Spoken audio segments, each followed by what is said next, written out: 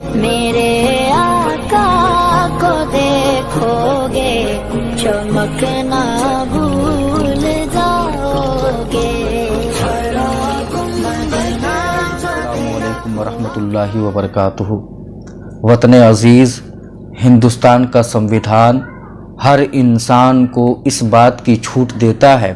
کہ وہ جس مذہب پر عمل کرنا چاہے اس مذہب پر عمل کر سکتا ہے، جس دھرم کو اختیار کر کے اسے اپنی زندگی میں جگہ دینا چاہتا ہے اسے اپنی زندگی میں جگہ دے سکتا ہے۔ لیکن ساتھ ہی ساتھ ہندوستان کا قانون جہاں ہر شہری کو اپنے اپنے مذہب پر عمل کرنے کی کھلی چھوٹ دیتا ہے، وہیں پر یہ قانون اس بات کی پابندی بھی لگاتا ہے کہ ایک دھرم والے کو دوسرے دھرم پر نشانہ سادھنے کی اجازت نہیں ہے، ایک مذہب کے پیروکار کو دوسرے مذہب کے ماننے والوں پر کھلے عام نشانہ سادھنے کی اجازت نہیں ہے۔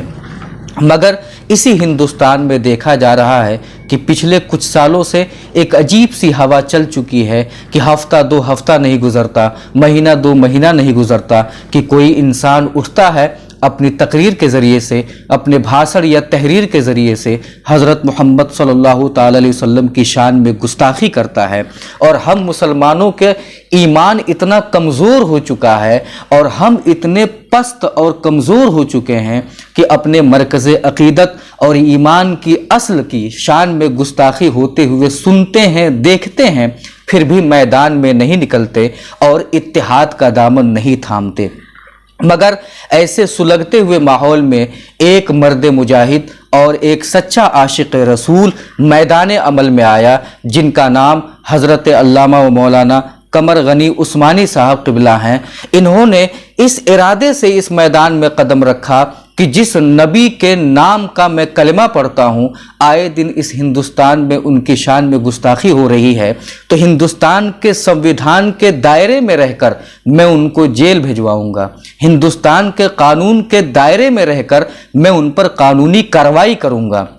اسی مقصد کے پیش نظر آپ پورے ہندوستان کا چکر لگانے لگے اور اپنے آقا کی ناموس کی حفاظت کے لیے صرف تقریر نہیں کیا آپ نے، بلکہ زمینی لیول پر اتر کر صحیح معنوں میں آپ نے کام کرنا شروع کیا۔ اور یہی کام ہندوستان میں رہ کر ہندوستان کے خلاف اور اپنے دل میں نفرت رکھنے والوں کو بری لگی، اور حضرت محمد صلی اللہ تعالی وسلم کی نفرت جن کے دلوں میں گامزن ہے، جن کے دلوں میں بیٹھی ہے، انہیں بری لگی، اور معاملہ یہاں تک پہنچا کہ وہ مرد مجاہد اور وہ سچا عاشق رسول محافظ ناموس رسالت حضرت علامہ قمر غنی عثمانی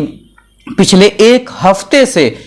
پولیس کی قید میں ہے، پولیس کی حراست میں ہے۔ مگر رونا تو اس بات کا ہے کہ ہماری بڑی خانقاہیں خاموش ہیں، ہمارے بڑے ادارے خاموش ہیں، کوئی بھی میدان میں نکل کر انہیں سپورٹ نہیں کرتا۔ ذرا دیکھیں، حضرت مولانا قمر غنی عثمانی صاحب قبلہ اپنے والد محترم کی عزت کی حفاظت کرنے کی وجہ سے جیل میں نہیں گئے ہیں، بلکہ اپنے خاندان کی عزت کی حفاظت کی وجہ سے جیل میں نہیں گئے ہیں، بلکہ حضرت تو پوری دنیا میں جس کونے میں بھی مسلمان بستا ہے اس کا ایمان اس وقت تک مکمل ہو ہی نہیں سکتا جب تک کہ وہ حضور کی محبت کو اپنے دل میں نہ بسائے۔ ہر مومن کی مرکز عقیدت کی عزت کی حفاظت کی پاداش میں آپ کو جیل کے پیچھے ڈھکیل دیا گیا ہے، اور ہمارے بڑے علماء خاموش ہیں، ہمارے بڑے ادارے خاموش ہیں، بڑی خانقاہیں خاموش ہیں، کوئی انہیں قانونی طور پر سپورٹ نہیں کر رہا ہے۔